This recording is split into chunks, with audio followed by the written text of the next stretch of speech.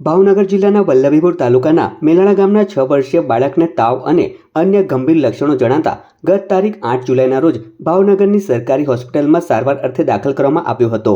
જો કે સારવાર દરમિયાન તારીખ 9 જુલાઈની વહેલી સવારે બાળકનું દુઃખદ અવસાન થયું હતું। બાળકના સેમ્પલ તપાસ માટે લેબોરેટરીમાં મોકલવામાં આવ્યા હતા। ત્યારબાદ આવેલા રિપોર્ટમાં બાળકને ચાંદીપુરા વાયરસનો ચેપ હોવાની પુષ્ટિ થઈ હતી। જો કે ભાવનગર જિલ્લામાં ચાંદીપુરા વાયરસથી પ્રથમ મૃત્યુ હોવાનું અધિકૃત માહિતીમાં જણાવાયું છે। ચાંદીપુરા વાયરસ મુખ્યત્વે બાળકોને અસર કરતો ગંભીર વાયરસ માનવામાં આવે છે। તેમાં તાવ, ઉલટી, આંચકી આવવી, બેભાન થવું જેવા લક્ષણો જોવા મળી શકે છે અને સમયસર સારવાર ન મળે તો સ્થિતિ ગંભીર બની શકે છે।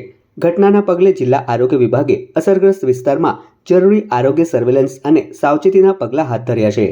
જો બાળકોમાં આવા કોઈપણ લક્ષણો જણાય તો વિલંબ કર્યા વિના નજીકની સરકારી હોસ્પિટલ અથવા આરોગ્ય કેન્દ્રમાં સારવાર માટે લઈ જવા અંગે આરોગ્ય વિભાગ દ્વારા વાલીઓને અપીલ કરવામાં આવી છે।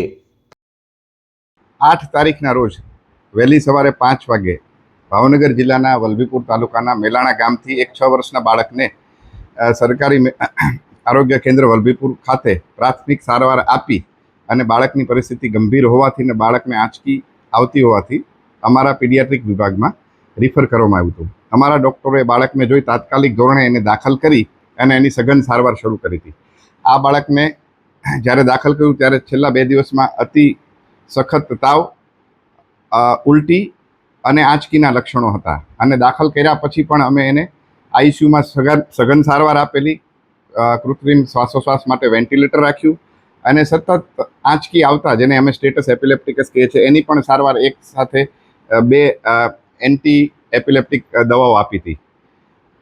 જરૂરી તમામ પરીક્ષણ માટેના લોહીના, પેશાબના અને કમરમાંથી ખેંચેલા પાણીના CSFના નમૂના અમે અમારા લેબોરેટરી વિભાગમાં મોકલેલા હતા।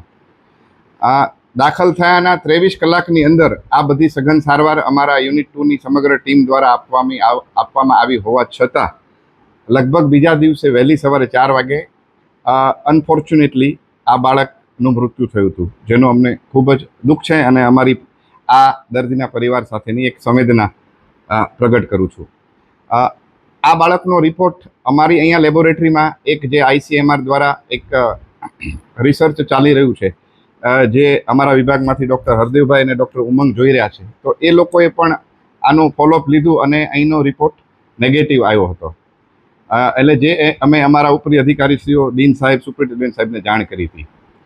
ત્યારબાદ ગુજરાતમાં કેસો વધતા અને અમુક કેસીસ પોઝિટિવ આવતા સરકારશ્રીએ 14 તારીખે એક પત્ર જાહેર કર્યો કે લોકલ લેવલે લેબોરેટરીમાં જે પરીક્ષણ થાય છે એનું વિશેષ પરીક્ષણ ગાંધીનગર GBRC સાથે પણ આપણે કરીએ, એટલે એ સેમ્પલ ત્યાં પણ મોકલો। એટલે અમારી લેબોરેટરીની ટીમ દ્વારા આ સેમ્પલ ત્યાં ગાંધીનગર મોકલવામાં આવ્યું, જેનો ગઈકાલે મોડી રાત્રે રિપોર્ટ GBRCમાંથી માઇક્રોબાયોલોજી વિભાગને જાણ કરવામાં આવી અને અમને સવારે જાણ કરવામાં આવી કે આ બાળકનું જેનું મૃત્યુ થયું હતું 9 તારીખે, એ ચાંદીપુરા પોઝિટિવ કેસ હતો।